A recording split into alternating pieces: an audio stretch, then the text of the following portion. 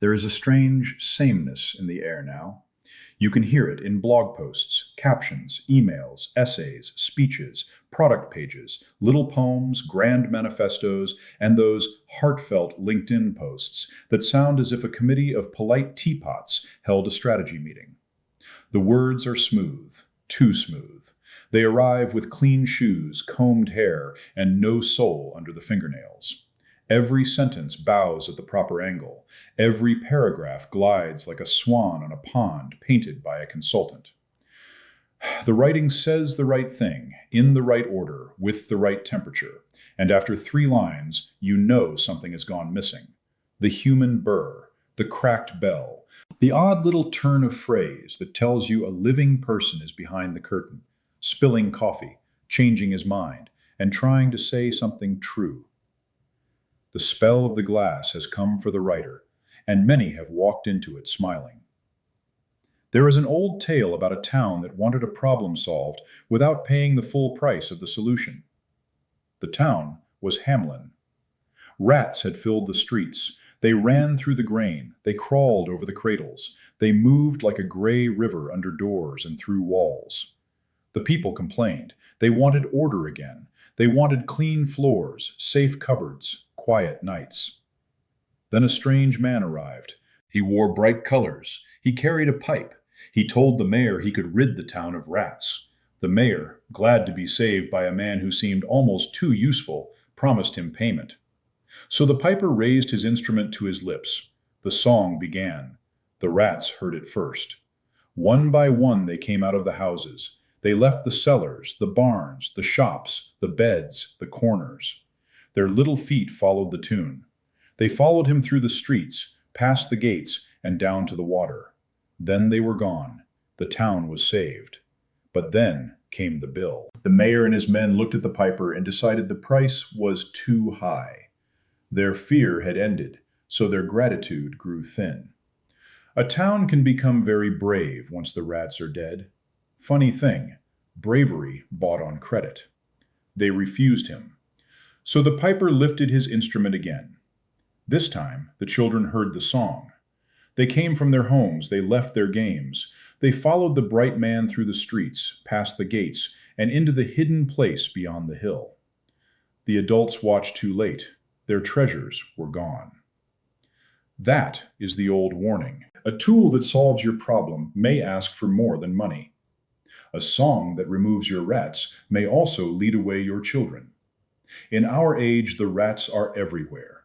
Deadlines, empty pages, blank screens, cold starts, awkward sentences, rough drafts, weak headlines, the ugly first attempt, the shame of writing badly before you write well.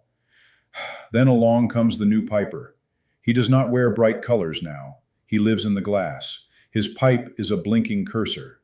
His tune begins with a prompt. He tells the writer, "Give me the task. I will make it easier." And he does. He writes the email you did not want to write.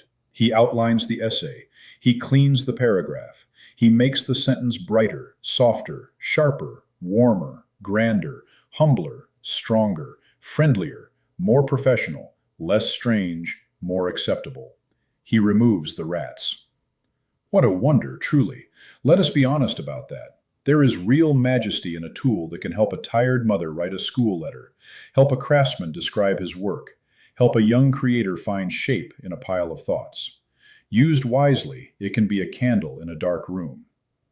But the piper never plays for free. The hidden price is voice. At first, you ask the glass to help you find the words. Then, you ask it to improve the words. Then you ask it to choose the words. Then you forget what your own rough voice sounded like before the music began. That is how writers begin to sound the same. They stop walking through the woods of their own minds. They take the lit path.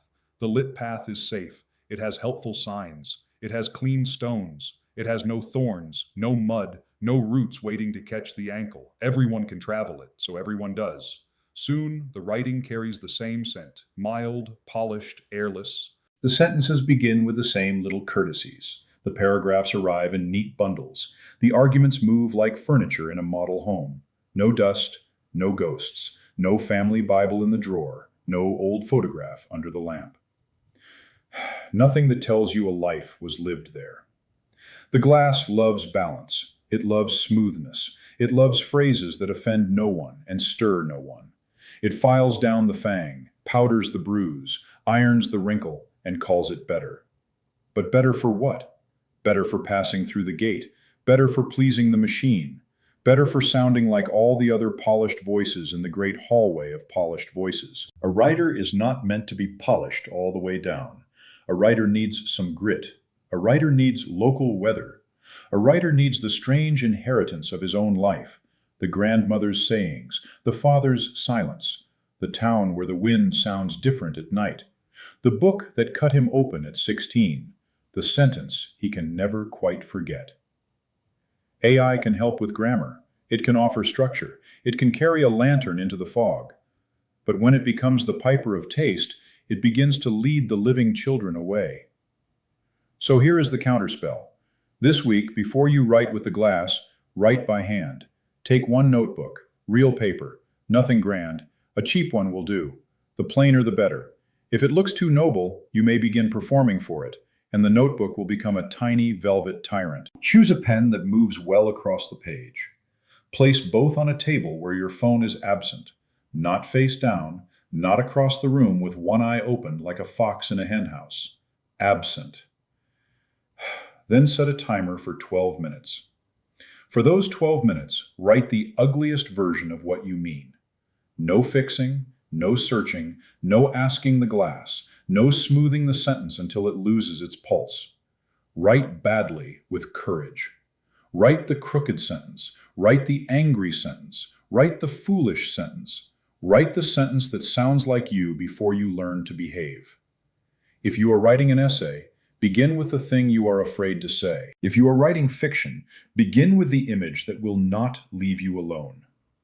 If you are writing a post for your work, begin with the true reason the matter should concern a real person on a Tuesday afternoon with soup on the stove and bills on the counter. Do this by hand, because the hand is slower than the spell.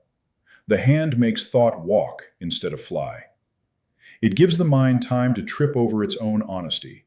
It lets strange words come up from the cellar. The glass wants instant obedience. Paper is patient. Paper has the manners of an old dog by the fire. After 12 minutes, stop. Now read what you wrote. Circle 3 phrases that sound alive. They may be rough. They may be odd. Good. Odd is often where the soul has hidden the key. One phrase may be clumsy, but true. Another may be too sharp. Another may make no sense yet, though it glows a little in the corner like a match under a door. Those 3 phrases are yours. Guard them. Now, and only now, you may use AI. But give it a smaller throne. Do not ask it, write this for me. Ask it, help me organize these thoughts while preserving these exact phrases. Do not ask it, make this sound better. Ask it, make this clearer without changing my tone.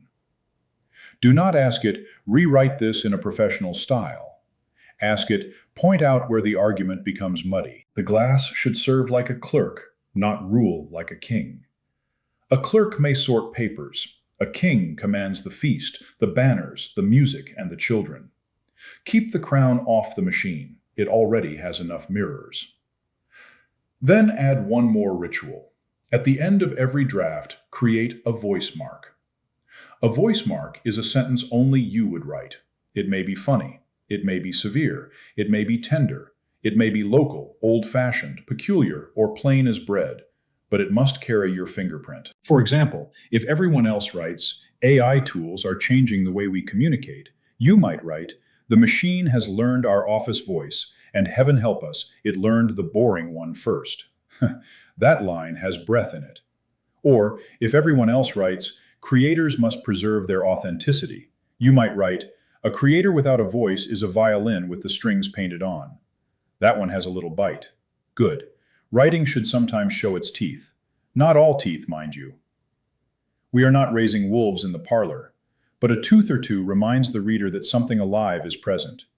Use this rule for the whole week. Every time you write with AI, begin with 12 minutes by hand. Circle 3 living phrases. Use the machine for order, pressure, and cleanup. Then add one voice mark before the draft is done. This will feel slower. Good. The modern spell has trained us to fear slowness as if it were a curse. But slowness is where flavor gathers. Bread rises slowly. Wood darkens slowly. A good sentence often comes in late, wearing its coat inside out, pretending it was invited from the start. Let it in. The goal is not to reject the glass. We are past that. The tool is here. It will remain. A wise person does not stand in the rain shouting at weather. He builds a roof, keeps a fire, and decides what belongs inside the house. Use AI for what it does well. Let it find weak spots. Let it suggest order. Let it catch repetition when your eyes are tired. Let it give you 10 title options so you can reject 9 with righteous pleasure. There is a special greatness in saying no to a machine. It is like watching a toaster ask for a seat in Parliament. But never let it decide what you sound like. Your voice was paid for before you touched a keyboard.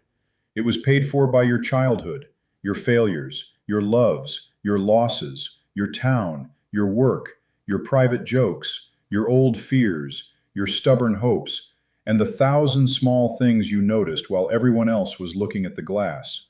That is the treasure. Do not trade it for smoothness. Smooth writing is easy to make now. Human writing is becoming rare, and rare things have power. The next stage will be full of perfect paragraphs that no one remembers. They will shine for a moment and vanish like soap bubbles over a sink. But a real voice, even a rough one, can still stop a reader in the doorway. So this week, write by hand before you ask the piper to play. Keep 3 phrases alive. Make the glass serve the voice, never replace it. And when the world begins to sound the same, let your sentence walk in with mud on its boots and wonder in its eyes. Stay human. A grand world awaits.